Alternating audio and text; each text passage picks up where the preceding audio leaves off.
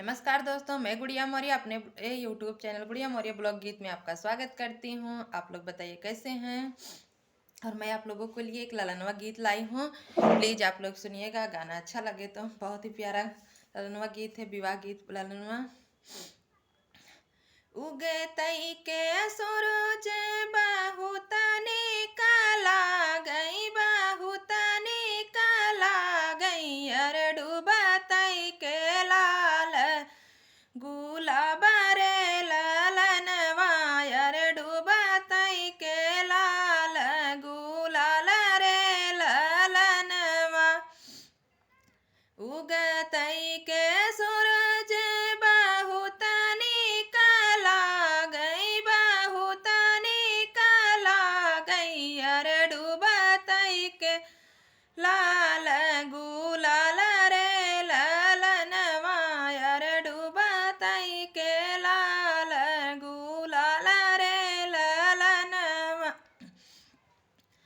कैसे के आई बहिनी तोहरे निदसवा, रे तोहरे निदसवा, रे सासो तोरी बाटी बड़ी बाकी रे ललनवा, रे सासो तोहरी बाटी बड़ी बाकी रे ललनवा।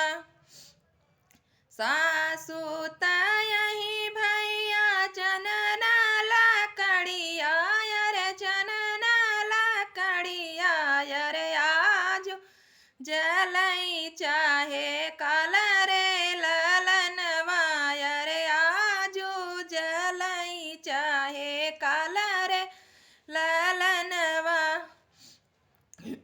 उगतई के सूरज बहुत निकला गई, अरे डूबतई के लाल गुलाल रे ललनवा, अरे डूबतई के लाल गुलाल रे ललनवा। कैसे के आई बहिनी तोहरे नगरिया, अरे ननदी तोहरी बड़ी बाटी रे ललनवा, अरे ननदी तोहरी बड़ी हर हरी रे ललनवा। ननदी तही भैया बन के चिरैया, अरे बन के चिरैया, अरे आजू उड़ई चाहे काल रे ललनवा, अरे आजू उड़ई चाहे काल रे ललनवा। उगतई के सूरज बहुत निकला गई, अरे डूबतई के लाल गुलाल रे ललनवा, अरे डूबतई के लाल गुलाल रे ललनवा। कैसे के आई बहिनी तोहरी नगरिया, अरे जेठवा तोहर बड़े बाकी रे ललनवा, अरे जेठवा तोहर बड़े बाकी रे ललनवा। जेठवा तहे भैया ही से हो दार, अरे आजू बटे चाहे काल रे ललनवा, अरे आजू बटई चाहे काल रे ललनवा।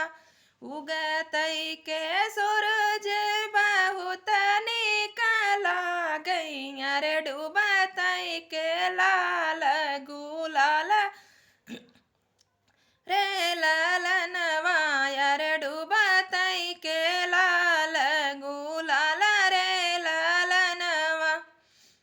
नमस्कार दोस्तों, प्लीज़ मेरे गीत अगर अच्छा लगा हो तो लाइक शेयर ज़रूर कीजिए और बेल आइकन ज़रूर दबाइए, सब्सक्राइब करें, हमें भी सपोर्ट